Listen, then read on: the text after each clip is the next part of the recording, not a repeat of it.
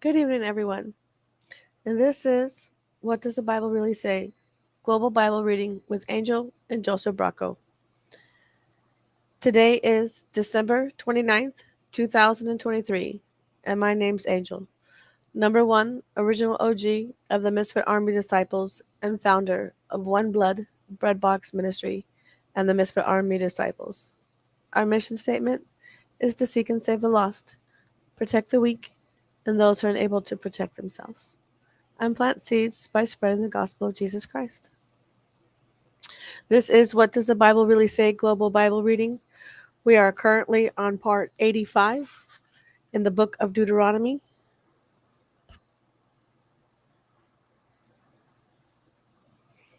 Chapter 15 and 16, the NIV, New International Version, coming from Bullhead City, Arizona. Deuteronomy 15 and 16, the year for canceling debts. At the end of every 7 years, you must cancel debts. This is how it is to be done. Every creditor shall cancel any loan that they have made to a fellow Israelite. They shall not require payment from anyone among their own people, because the Lord's time for canceling debts has been proclaimed. You may require payment from a foreigner, but you must cancel any debt your fellow Israelite owes you. However, there need be no poor people among you. For in the land the Lord your God is giving you to possess as your inheritance, he will richly bless you. If only you fully obey the Lord your God and are careful to follow all these commands I am giving you today. For the Lord your God will bless you as he has promised, and you will lend to many nations, but will borrow from none. You will rule over many nations, but none will rule over you. If anyone is poor among your fellow Israelites, and any of the towns of the land the Lord your God is giving you, do not be hard hearted or tight fisted toward them. Rather, be open handed and freely lend them whatever they need.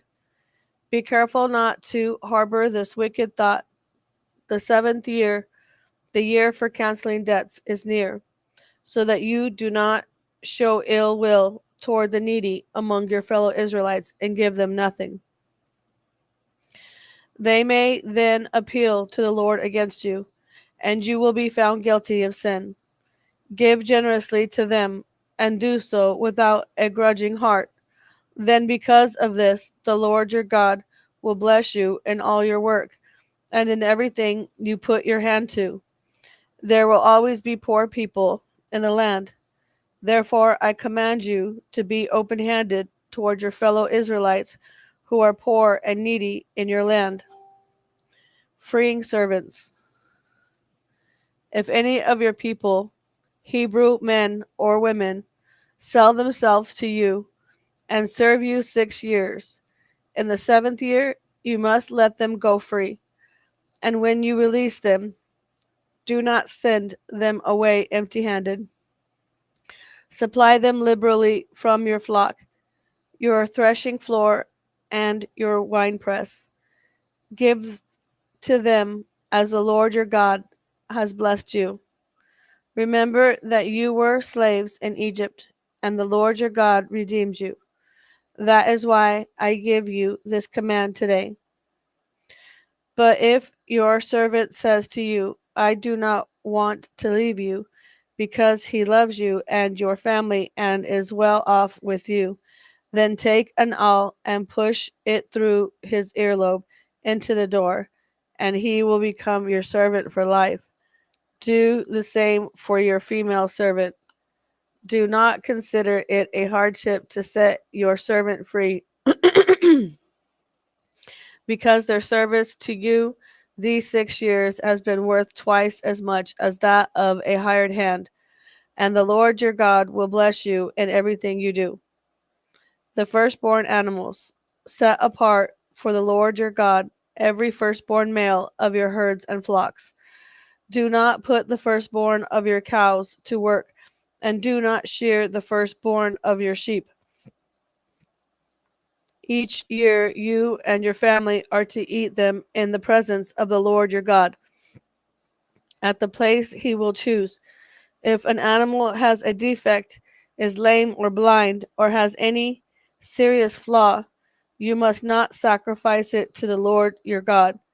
You are to eat it in your own towns. Both the ceremonially unclean and the clean may eat it, as if it were gazelle or deer. But you must not eat the blood. Pour it out on the ground like water. The Passover. Observe the month of Aviv and celebrate the Passover of the Lord your God, because in the month of Aviv he brought you out of Egypt by night. Sacrifice as the Passover to the Lord your God an animal from your flock or herd at the place the Lord will choose as a dwelling for his name. Do not eat it with bread made with yeast, but for 7 days eat unleavened bread, the bread of affliction, because you left Egypt in haste, so that all the days of your life you may remember the time of your departure from Egypt. Let no yeast be found in your possession in all your land for 7 days. Do not let any of the meat you sacrifice on the evening of the first day remain until morning.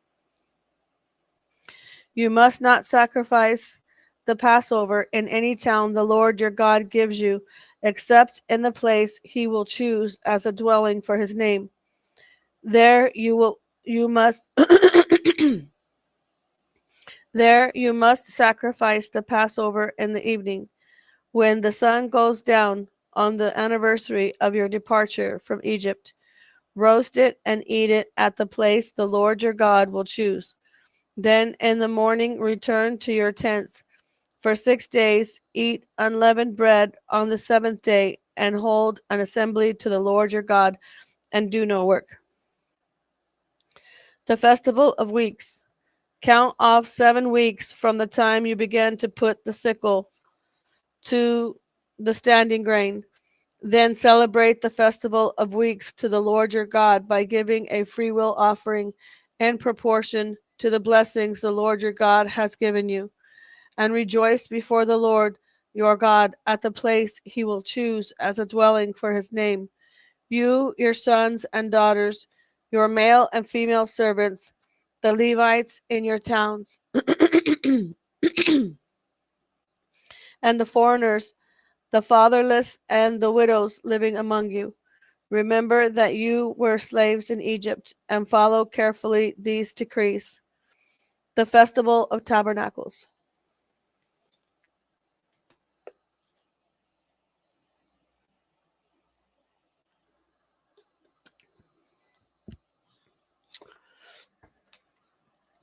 Celebrate the Festival of Tabernacles for 7 days. After you have gathered the produce of your threshing floor and your winepress, be joyful at your festival, you, your sons and daughters, your male and female servants, and the Levites, the foreigners, the fatherless, and the widows who live in your towns. For 7 days celebrate the festival to the Lord your God at the place the Lord will choose. For the Lord your God will bless you in all your harvest and in all the work of your hands, and your joy will be complete. 3 times a year all your men must appear before the Lord your God at the place he will choose, at the festival of unleavened bread, the festival of weeks, and the festival of tabernacles. No one should appear before the Lord empty-handed. Each of you must bring a gift in proportion to the way the Lord your God has blessed you. Judges. Appoint judges and officials for each of their tribes in every town the Lord your God is giving you, and they shall judge the people fairly. Do not pervert justice or show partiality. Do not accept a bribe, for a bribe blinds the eyes of the wise and twist the words of the innocent. Follow justice and justice alone, so that you may live and possess the land the Lord your God is giving you. Worshipping other gods. Do not set up any wooden Asherah pole beside the altar you build to the Lord your God, and do not erect a sacred stone, for these the Lord your God hates. Deuteronomy chapter 17 and 18. To be continued. To be continued. What does the Bible really say?